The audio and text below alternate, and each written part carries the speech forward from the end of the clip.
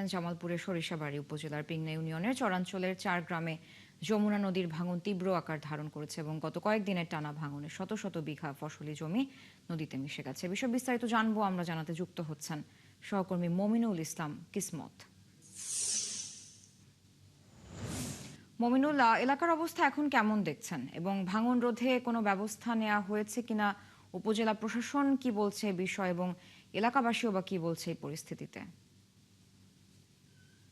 মেজাবিন, আপনাকে ধন্যবাদ। জামালপুরের সরিষাবাড়ির উপজেলার পিগনা ইউনিয়নের নলসন্দা, মিরকুটিয়া, ডাকাতিয়া, মেন্দা গত এক সপ্তাহ ধরে এখানে তীব্র ভাঙনে, যমুনা নদীর তীব্র ভাঙনে এখানে শত শত বিঘা জমি ইতিমধ্যেই নদী গর্ভে বিলীন হয়ে গিয়েছে। এখানে যাদের জমি বিলীন হয়ে গেছে সেই সমস্ত কৃষক যারা রয়েছেন তারা একমাত্র কৃষি নির্ভর। তারা সেই কারণে তারা এখন নিঃস্ব হয়ে গেছে।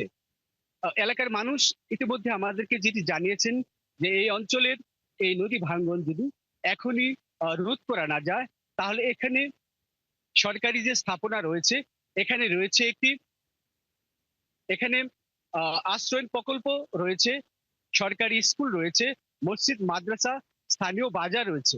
এগুলো ইতিমধ্যে কিন্তু একটি হুমকির স্বরূপ দাঁড়িয়েছে।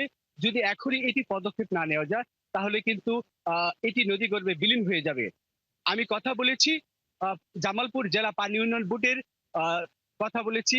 তিনি আমাকে যেটি জানিয়েছেন যে তিনি ইতিমধ্যে এই এলাকা, ভাঙন প্রভাবিত এলাকা পরিদর্শন করেছেন এবং পরিদর্শন মোতাবেক তিনি একটি সমীক্ষা করে যাতে কার্যকরী একটি ব্যবস্থা নেওয়া যায় সেই জন্য তিনি ঊর্ধ্বতন কর্তৃপক্ষকে এই বিষয়টি জানানো হয়েছে। আমি কথা বলেছি স্থানীয় উপজেলা নির্বাহী অফিসার, তিনি আমাকে যেটি জানিয়েছেন যে তিনি অতি দ্রুত সরকারের যে ঊর্ধ্বতন কর্তৃপক্ষ রয়েছে তাদের কাছে বিষয়টি তুলে ধরার জন্য তিনি ইতিমধ্যে জানিয়েছেন।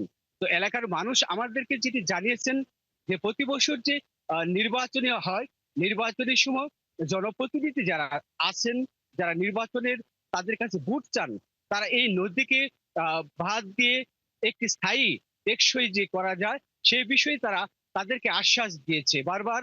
কিন্তু প্রতিনিধি যারা রয়েছেন তারা যখন বিজয়ী হন, এরপরে আর এলাকার মানুষের সাথে ওই অঞ্চলে আর তারা যান না। এটি তাদের ক্ষোভের কথা, দুঃখের কথা তারা আমাদেরকে যে জানিয়েছেন।